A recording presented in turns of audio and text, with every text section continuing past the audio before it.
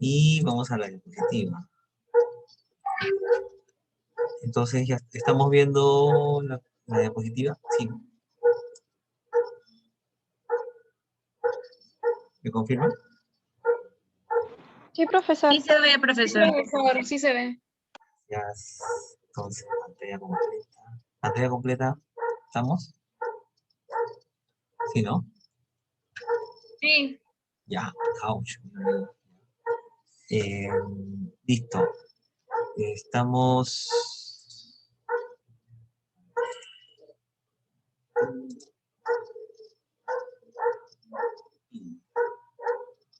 ¿Sí?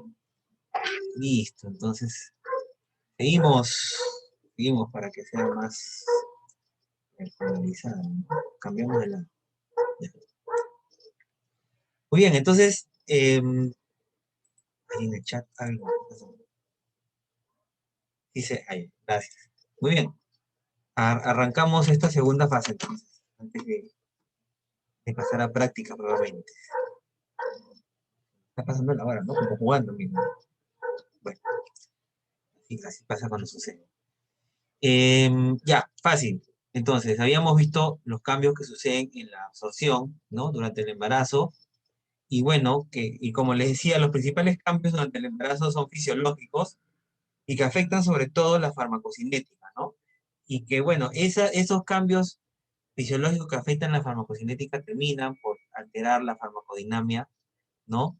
Habíamos explicado que en la absorción, ¿no? Se da un enlentecimiento del vaciado gástrico, disminución de la motilidad, tanto por efectos fisiológicos directos de los esteroides, ¿no? Y como por el efecto mecánico del útero que va ocupando espacio, ¿no? Pero que también había el aumento del flujo intestinal, ¿no? Lo previo normalmente disminuye la absorción del fármaco y el aumento del flujo intestinal, sanguíneo intestinal, aumenta la absorción del fármaco. Por lo tanto, el efecto farmacodinámico en general sería retardar el inicio del efecto de los fármacos, ¿no? En especial cuando se da por vía oral, o adelantar también el inicio de los fármacos cuando se da por vía oral, o por alguna otra vía también donde se aumente el flujo sanguíneo, ¿no? En términos de distribución, ¿no? La característica del cambio es que aumenta el volumen de agua en tu cuerpo, ¿no? Disminuye la producción de proteínas aportadoras de fármacos como la albúmina disminuye, ¿no? Y disminuye, por lo tanto, la unión a las proteínas. Y esto puede afectar en farmacocinética el aumento de la forma activa del medicamento y el aumento del volumen de distribución, sobre todo para aquellas que son hidrosolubles, ¿no? El efecto farmacodinámico es la mayor concentración del fármaco libre en el sitio de acción, ¿no?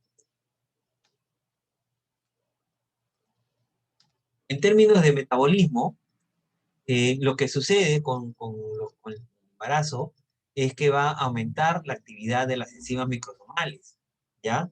Igual por acción directa de los esteroides, ¿ya?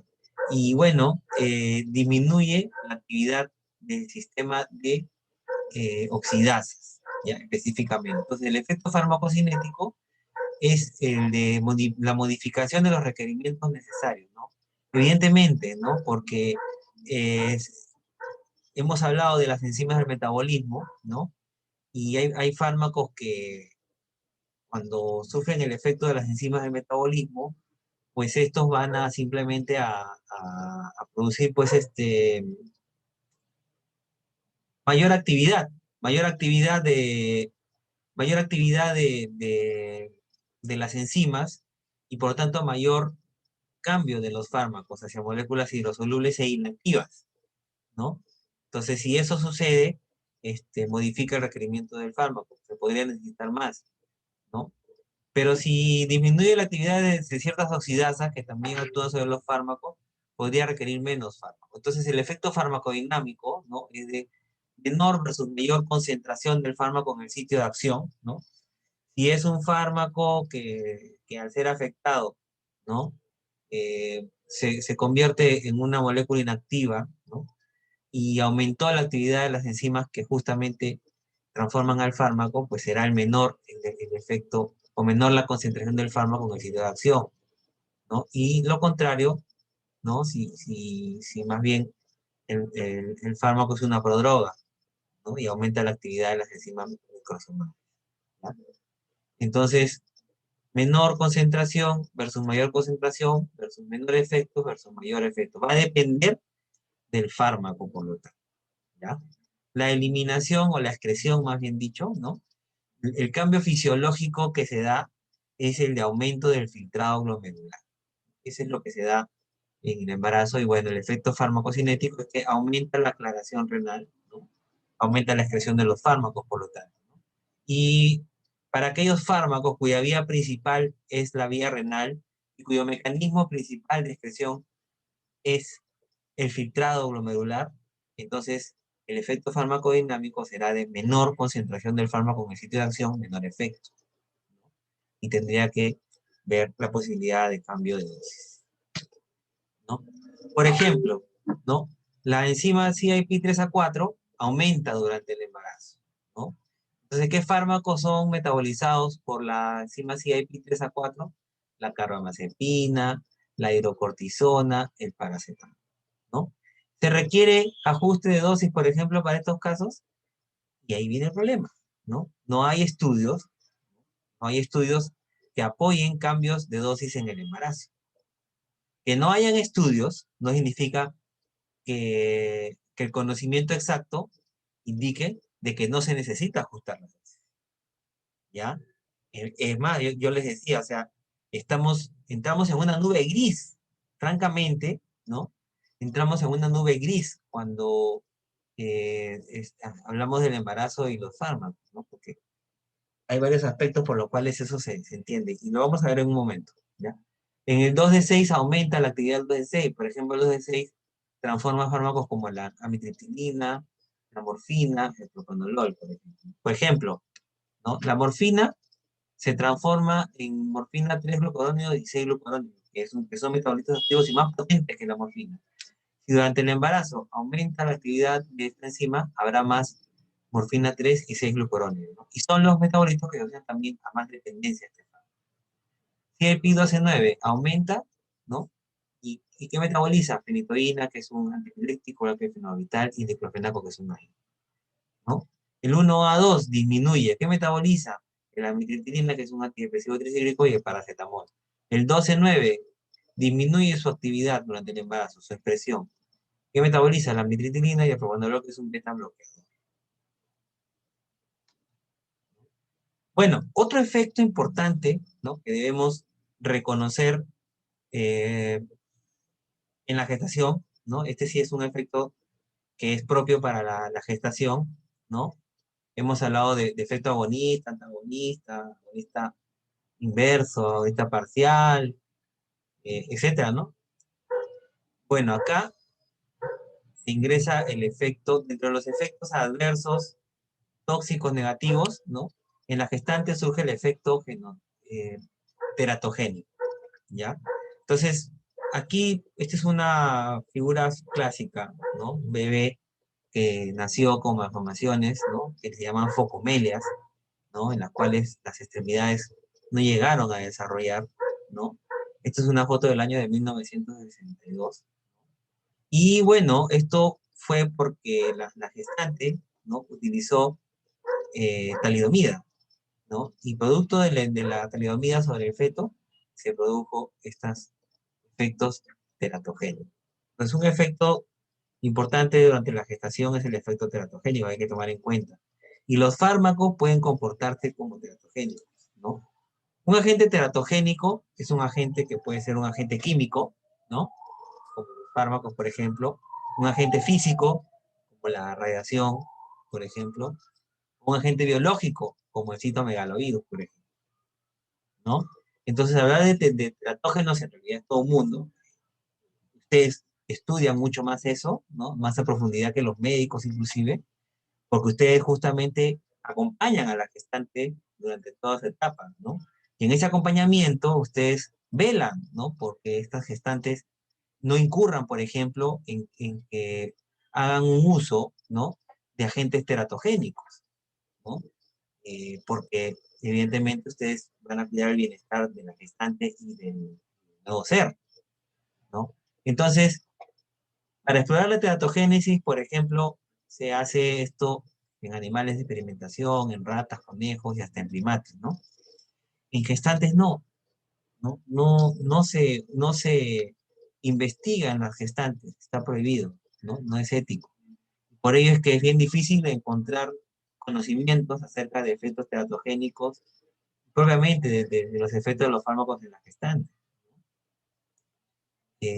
Así que por ello es que lo que se va conociendo principalmente de los efectos en las gestantes en general, ¿no? Es en la fase ya en que los fármacos fueron aprobados en individuos sanos, mujeres sanas, no gestantes, no excluidas. Un criterio de exclusión básico para un estudio que ingresa a mujeres es que no estén gestando, ¿no? Y si están gestando durante la investigación, quedan gestantes, salen del estudio rápidamente y se les sigue evaluando, ¿no? Y de esos accidentes es que a veces salen conocimientos acerca del fármaco durante la gestación, ¿no? Entonces, el efecto teratogénico, pues es un efecto importante, ¿no? Que se da principalmente con la exposición del fármaco entre la semana 3 y 8 de la gestación, ¿no? En las semanas previas principalmente se habla de efectos abor- abor- abor- de abortar, ¿no? Génicos, ¿no? Y de la semana 9 en adelante, más que teratogénicos, se hablan de efectos tóxicos en la histogénesis de órganos y sistemas, ¿ya? Entonces, esto vamos a ampliar en alguna clase de todas maneras, ¿no? Pero es importante que es un efecto tóxico que se da en la exposición del fármaco entre la semana 3 y 8, que es una etapa embrionaria en la cual se da el desarrollo, el origen de los principales órganos y sistemas. Esto es un efecto de malformación que se ha tenido que dar por alguna causalidad durante estas semanas 3 a 8, podría ser a causa de un fármaco. Y los fármacos se van a clasificar, por ello, los fármacos durante la gestación se van a clasificar en categorías, ¿no? Estas categorías es importante que las reconozcan, ¿no? Hay fármacos y todos los insertos de los fármacos van a tener en el inserto qué categoría de fármaco es decir, qué categoría de riesgo de uso en la gestante le corresponde. Por ejemplo, la categoría A provienen de estudios controlados y no han demostrado riesgo, ¿no? Estudios adecuados en embarazadas no han demostrado riesgo para el feto durante el primer trimestre. Y tampoco hay evidencia de riesgo en el resto del embarazo. Son remotas las posibilidades de daño fetal, ¿no? Difícil encontrar fármacos en esta categoría, los hay, ¿no? Y más difícil hacer estudios en gestantes. Los hay también, ¿ya? Pero no es la regla, ¿ya? Así que la mayoría de fármacos no van a estar acá. Vamos a ver en la categoría siguiente, que es donde van a aparecer. La categoría B es no hay descritos riesgos para el feto humano. ¿Qué significa? Estudios en animales no han mostrado riesgo teratógeno, aunque no hay estudios controlados en mujeres embarazadas. O sea, no se demostró en animales y no existen estudios en mujeres embarazadas, ¿no? O bien los estudios en animales han mostrado efectos secundarios no confirmados en mujeres embarazadas. Generalmente se acepta el uso de medicamentos de esta categoría durante el embarazo. Entonces, aquí es donde podríamos ir encontrando algunos fármacos ya en uso, ¿no? Pero principalmente lo vamos a encontrar acá en la categoría C, ¿ya? No puede descartarse riesgo fetal.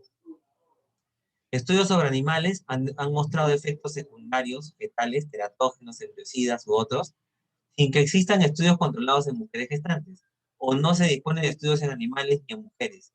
Estos fármacos se utilizarán solo en caso de que los beneficios superen a los potenciales riesgos fetales. Entonces, la mayoría de los fármacos están acá, entre el B y el C. La categoría E, hay indicios de riesgo fetal. A veces los posibles beneficios del fármaco pueden ser aceptables a pesar del riesgo. Por ejemplo, si el fármaco se requiere para tratar una enfermedad que amenaza la vida o una enfermedad grave para la que no pueden usarse otros fármacos más seguros, ¿no? Entonces, habiendo indicios de riesgo fetal, ¿no? Se valora el riesgo-beneficio. Y en la categoría X son los fármacos completamente contraindicados. Tanto los estudios en animales como en humanos han puesto de manifiesto evidencias de riesgo para el feto que superan claramente cualquier beneficio, ¿no? Entonces, estos fármacos en esta categoría son los que jamás se deben administrar, ¿no? Y todo el resto de las categorías son los fármacos que sí podrían ser administrados, ¿no? La mayoría están en la categoría B y C, no hay muchos, ¿no? pero estas son las categorías que ustedes deben ir reconociendo. Ya en otras clases iremos describiendo específicamente, he visto en la sílabo que hay una clase específica para teratógenos, así que ahí ampliaré bastante todo esto porque esta es una clase muy importante. Pero para esta clase de farmacodinamia, lo importante que quiero que recuerden para cuando lleguemos a la clase amplia de teratógenos es que en farmacodinamia el efecto que se toca, ¿no? Para este punto es el efecto teratógeno, ¿correcto? Y que lo acabo de describir. Muy bien, entonces, dicho esto, y habiendo terminado esta primera parte, vamos, por lo tanto, a hacer primero una rueda de preguntas antes de terminar la parte teórica y irnos de frente a la parte práctica, ¿no? Hacer una pausa e irnos a la parte práctica. Así que en este momento puedo abrir el micro a ustedes, no sé, unos 3 a 5 minutos para escuchar sus preguntas y resolverlas. Pueden levantar la mano o pueden simplemente aperturar el micro. La cosa es que no se crucen. Adelante, Yanela. Profesor, ya, yo le hice una pregunta sobre sinergismo durante el embarazo. ¿Me podría dar algunos ejemplos de la interacción de dos fármacos que se pueda dar durante el embarazo? Ya. Por ejemplo, la amoxicilina y el ácido clavulánico, que le dije, ¿no? Por ejemplo, el uso de antibióticos durante la gestación, ¿no? Es algo que se da. Se da porque, pues, digamos que la patología obstétrica, ¿no? Durante la gestación, las infecciones urinarias son eventos relativamente frecuentes, ¿ya? Y entre los fármacos que se utilizan son los beta-lactámicos, ¿no? Por su mecanismo de acción, ¿no? No actúan sobre membranas celulares, sino actúan sobre pared celular.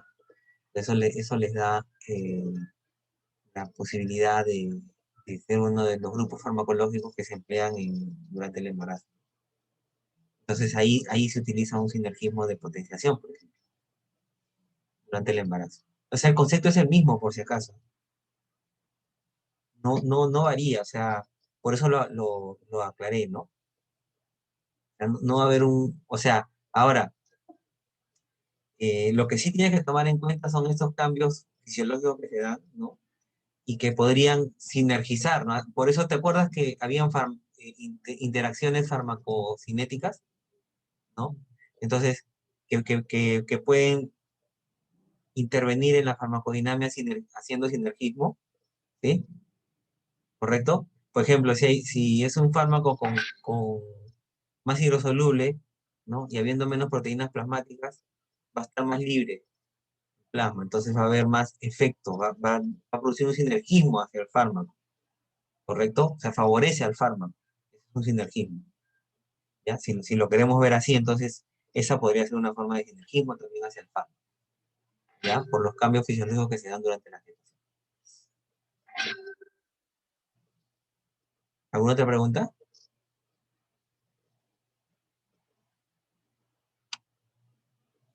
Gracias, profesor.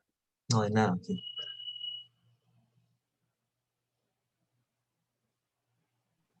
Profesor, buenas. Adelante, Lucero. Una consulta. Y supongamos que, por ejemplo, ¿no? En esto del tema del COVID, una paciente embarazada no tomó, pongamos, la ivermectina, ¿causa algún efecto un secundario o un problema en el feto, en el embrión? Lo primero que tendríamos que preguntarnos, ¿no? Es si la ivermectina tiene efectos teratogénicos, ¿no? Eso es lo primero que tendríamos que preguntarnos. A ver, vamos a rápidamente buscar eso, ¿ya? O sea, a ver, aquí sí, ¿no? Profesor, bueno, disculpe que lo corte, pero tenía entendido según un artículo científico que la ivermectina no estaba haciendo efecto a las personas que lo tomaban como prevención. ¿Usted lo ¿Te, podría descartar o qué te me refieres podría...? te refieres al COVID?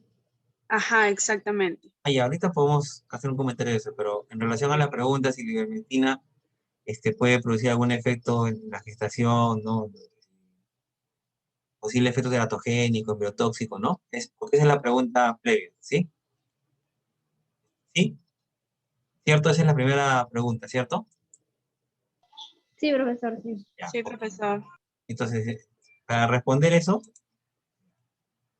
aquí el tema es bien sencillo. O sea, acá ustedes lo primero que tienen que aprender es que para responder estas preguntas, ¿no? Habiendo tanta cantidad de fármacos ahorita presentes, ustedes tienen que acudir a la búsqueda especializada.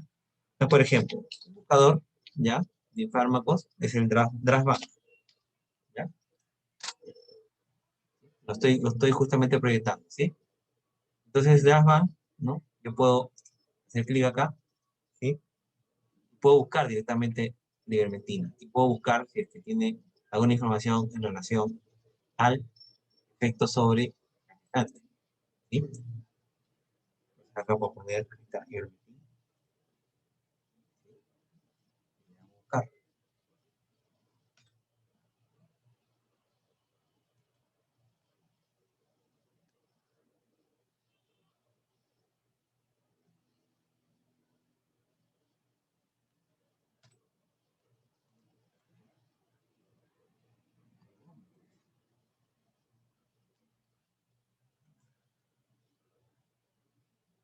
Ese, ¿no?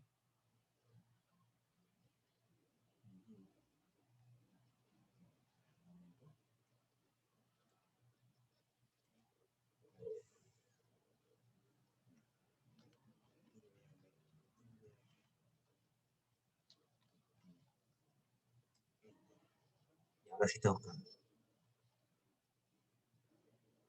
Entonces acá tenemos, ¿no? Información acerca de la ivermectina. Vamos a buscar si es que nos dice algo acerca de gestación, ¿no? Dinamia, mecanismo de acción,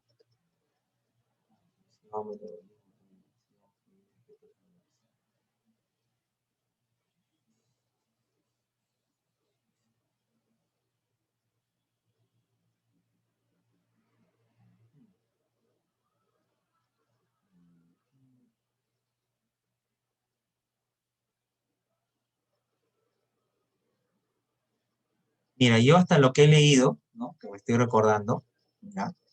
Se supone que es una droga que no debería utilizarse durante la gestación, ¿ya? Pero eso lo tengo que confirmar, ¿no? Porque esa es la idea, ¿no? Que tú no des un concepto sin no haberlo corroborado.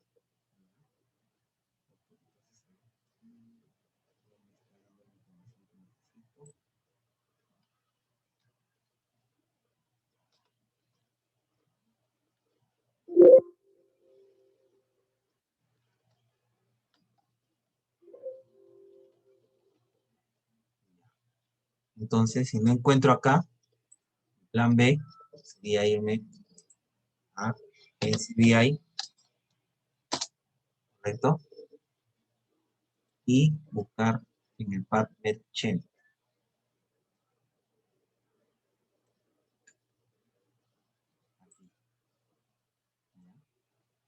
Entonces, PubCheck con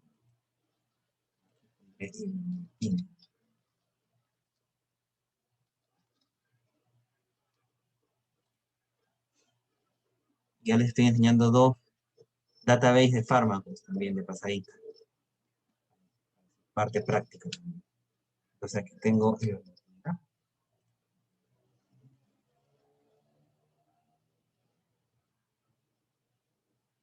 bueno, aquí me van a dar una serie de informaciones del fármaco. ¿Sí? Estructura, nombre, chemical report, físico.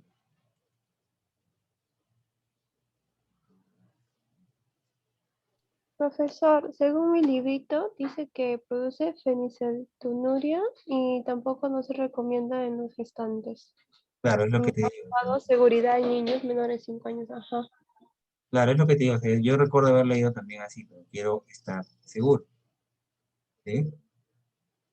Lo importante acá es estar seguro. ¿Sí?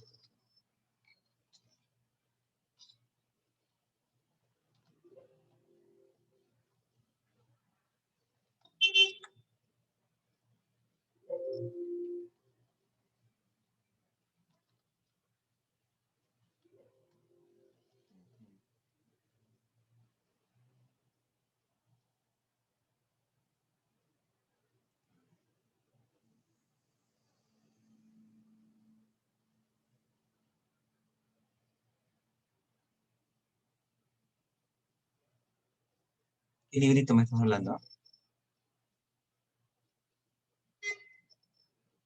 ¿De qué librito se refería? Yo tengo un pequeño librito que dice Vademécum fármaco terapéutico, donde es como apuntes médicos. Ya, y le pone categoría A, B, C, D o X.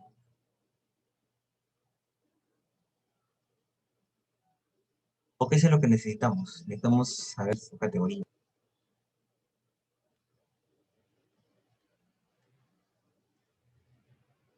Bueno, por lo tanto, en este momento, lo que quedaría sería confirmar con una literatura robusta, ¿ya? Para que la respuesta sea sólida, ¿correcto? Eso es lo que tendríamos que hacer en un momento. No se preocupen.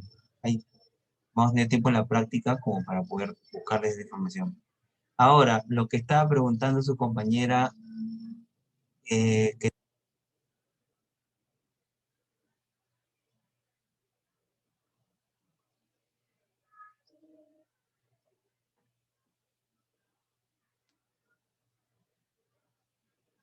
no sé si me están escuchando, ¿me pueden confirmar? Sí, profesor, sí lo Sí, escuchamos. profesor. escucha. Sí, escucha, profesor. Ya, entonces lo que ha pasado es que se ha congelado la...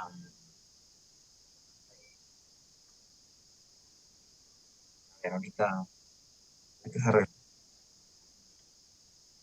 Se cortó un momento, ¿no? ¿Cierto? Se cortó un momento, ¿cierto? Sí, profe, sí se cortó, pero ya volvió ya. Ya volvió ya. Y ahora el tema es, este, que se ha quedado la pantalla perpleja. ¿Sí?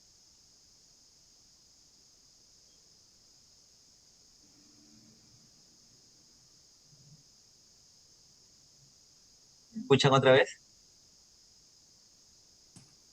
Sí, Sí, profesor. profesor, ahora Sí. Ya, pero yo tengo la pantalla completamente congelada. ¿Qué hacer? Deja de compartir, profesor, pero eso sí se arregle.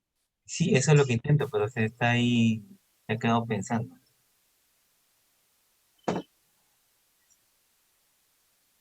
Voy a cerrar varias cosas a ver si se arregla.